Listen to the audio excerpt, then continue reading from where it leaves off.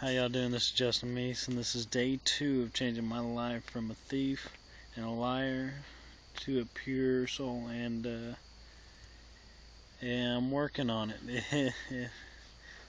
Today I woke up, planned on, just doing some yard work all day, and well, this morning I took my grandfather to the chiropractor, and then when we got back, started cutting up some trees, and I'm sitting there with an axe and I'm smacking on these trees. It's not a very good axe at all, but then out of nowhere an old man comes across the street and goes, "Son, I got something better for you." And he grabbed his chainsaw and he started cutting up the trees that I needed to cut. I told him, it's fine, you don't have to, and I'll do it, but no. He insisted that he'd help me out, and I've never met the man before. And it was amazing how he could help out just a complete stranger on something. It got me thinking, man, what could I do to give back to people?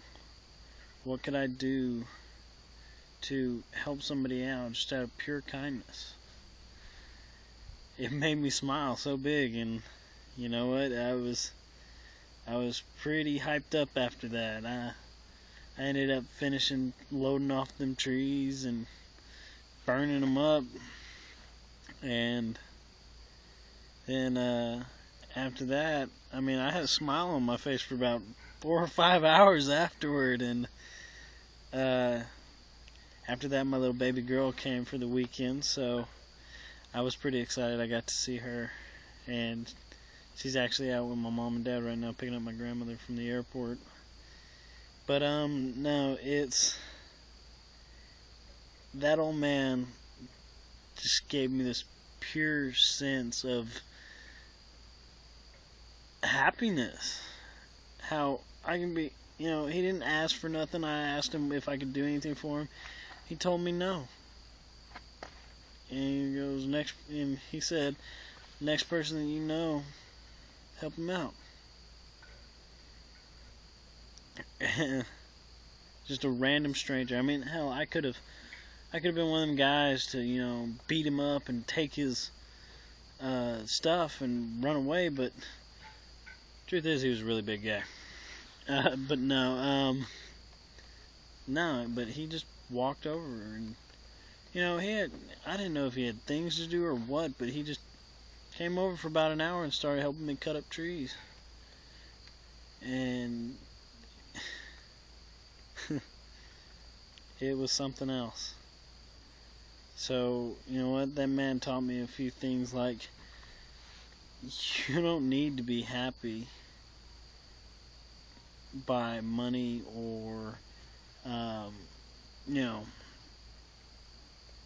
just wealth, fame. You don't need any of that. But helping out somebody just like that, I prayed to God last night that, and he'd watch over me and he'd help me, and he helped me. He sent that man over there to save me 4 hours of cutting with that axe. And, the Lord's looking after me, and it's really amazing what he's doing. And there's so many things we can do. I want to tell a story, though, of the first time I ever stole something, because it was bearing on my heart, and I need to tell somebody about it. So I'm going to tell the world. And I was about 15 years old, and I was out at a preacher's house mowing his yards, and he let me do this a couple times. He'd write me a check, and he'd take it, and he'd take us to the gas station over there, and we'd cash him, and he'd take us home. Well, one day he left the store, and then I'd finished right after he left, and I was just sitting there, and I just went inside to get a drink, and saw this checkbook on the counter. I thought, you know what? I could make some easy money right here if I just took that checkbook. I believe I grabbed it and put it in my pocket. And he came, wrote me a check for $40. We cashed it and went home. And I ended up writing another check for $180. Walked down to that gas station and cashed it. And well, it it was like, okay, that's a one-time thing. You know, I don't want to get in trouble. I don't want to do this.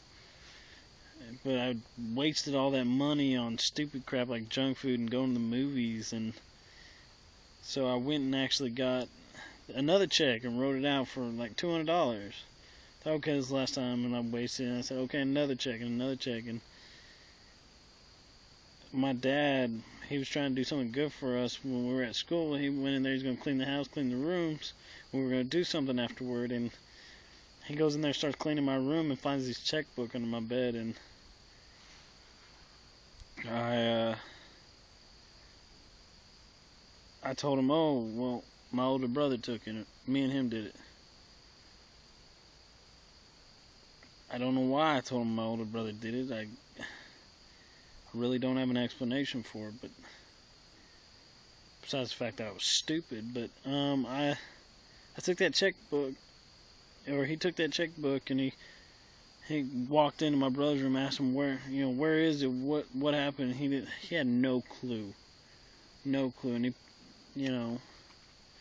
my dad, he believed me, he trusted me, saying when I said that me and him did it, and he spanked my brother and said, what happened, where's the check?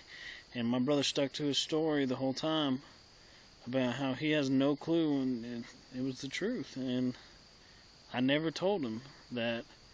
So the next day we walked down, he took us down to that gas station and goes, hey, who was doing these checks? And he pointed at my older brother. Amazingly, I didn't see how he didn't point me out, and he said my brother was the only one doing it. And I thought, man, whew, what good luck. I mean, I ain't gonna get in trouble now, this and that.